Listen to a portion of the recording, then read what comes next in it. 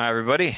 This is our scrum with Fudge, top laner for Cloud9. Fudge, we have some pre-submitted questions for you. We'll start with those. Unfortunately, they're not about you or Cloud9, so take them as you will. Okay. Nick Geraci asks from Inven Global, do you have any thoughts you'd like to share on Licorice's transfer from FlyQuest to Golden Guardians?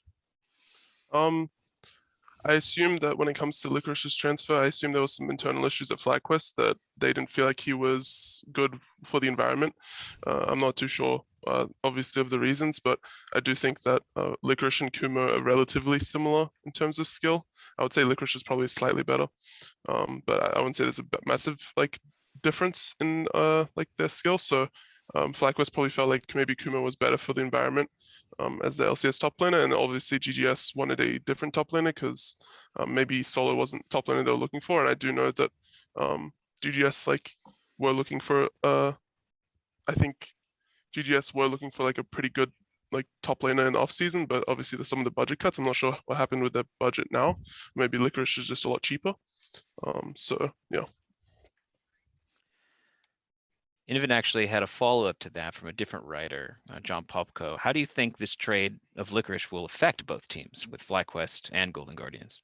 I don't think it's going to affect anything within both teams. I think it's the skill difference between both players from both rosters, Kumo and Licorice. I think Kumo is very similar, and I think Solo is very similar to Licorice as well in skill, so I don't think it would make a big difference to either team. Okay, that concludes the pre-submitted questions portion of the scrum. If the media has any questions for Fudge, now it's time to raise your hand and ask them. Let's go with Shay Robson from Gamezo. Hey Fudge, obviously pretty disappointing loss. I just want to get your thoughts, well, because we've seen a lot of upsets this split, especially with the lower tier teams. Obviously best of threes and best of fives are completely different, and we're starting closing on playoffs. Do you think we're going to see upsets, in best of threes and best of fives, or do you think these best of ones are just getting, they're not going to really mean much and stuff? Hopefully. I think when it comes to best of ones and upsets, I wouldn't say it's I wouldn't necessarily call it luck for the teams. When it comes to best of ones, I don't think that we as a team at C9 are actually playing that well, and I don't think we're consistent at all. So it is very possible that we lose to the bottom teams because we do make a lot of really egregious mistakes as a team. So I think if we go to a best of 5 and we keep playing the same way that we are right now, I wouldn't say that we're necessarily just going to win the best of 5.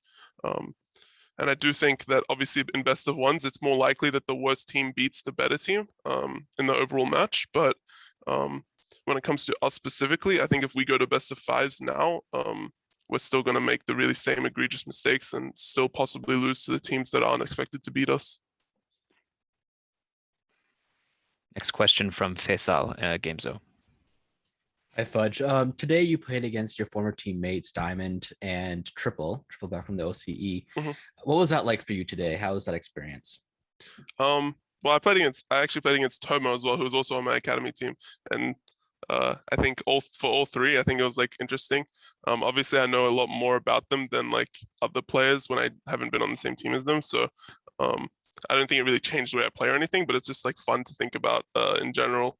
Playing against former teammates is always more fun than playing against people you don't really know, because obviously there's more you sort of know how they're thinking a little bit better than usual. So I think it was pretty fun. Obviously I haven't talked to them too much recently, but I enjoy playing against former teammates a lot. Shay, go ahead one more time. Again, Cloud9's pretty much known for snowballing their leads really well. Just want to get your thoughts on what went wrong here, because we saw a really good early game for you, and then obviously you did very well on Akali. What happened? What went wrong? Where you can snowball the lead to victory. So I think early game, specifically for me, I think Blabber went for a gank top right, and Viego didn't flash, and we killed them. That obviously got me really far ahead, but then At that point, I think it was about a minute later where Viego was slow pushing a wave, and then we fought bot crab. Viego had a TP timing. I'm not sure if the TP actually would have changed much, because I do think that we're just weaker as a 4 in bot side at that fight. So we took like a bot crab fight, and we got behind off of that. And I think generally as a team, we tend to make a lot of mistakes around fights in early game and judgment of like who's stronger. So I think what went wrong this game specifically, I think there was a lot of random fights and also a lot of fights where I think I could have probably played a little bit better. I do think we also sort of misplayed our comp a little bit in the fights, and like hard to go really hard into detail because I didn't watch the game specifically, but it did feel like we were sort of overcommitting at points. Like me, I think specifically in the mid fight right before they didn't actually get sold because Blubber stole it, but it was I think like 7th dragon or something like this, where they almost got sold and Blubber stole it. I think it was 6th dragon, and I think there was one fight where Blabber ulted in at river, but I think I actually didn't fully commit, and could have maybe just killed everyone if I went in with him. So there were a lot of like misplayed fights, I think, when I was put in a pretty good position. And I think we also randomly died quite a bit, and we didn't really use our ultis very well. So I think a lot of it is that we aren't too good at the champions. I think we're not very good at champions that sort of rely on timings rather than being able to fight all the time, because generally we take fights a lot. And when we take fights a lot and we don't actually play around your ultimates, then it tends to go pretty poorly. Go ahead, Shay. People like to call it the circle of suck, right? I mean, the standings right now, I think they're all over the place. I mean, are there any teams, if I can think of that, their standings don't accurately represent how good they are, where they should be? Is there any teams that you can think of? I wouldn't really say so. I think the standings right now are pretty solid. I mean, you could maybe argue that like TL with Alfari might be better than their standings. It's possible. But I don't think in terms of rankings, I don't think the team strength is very different from what I remember.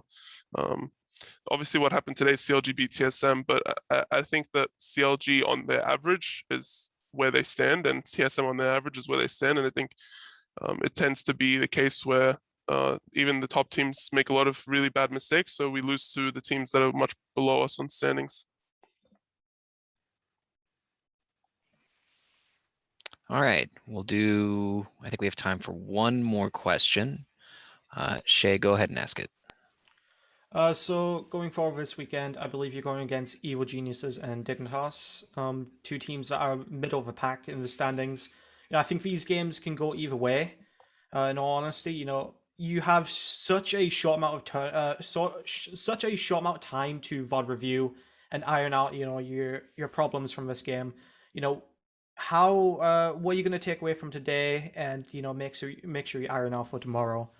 Yeah. Mm-hmm.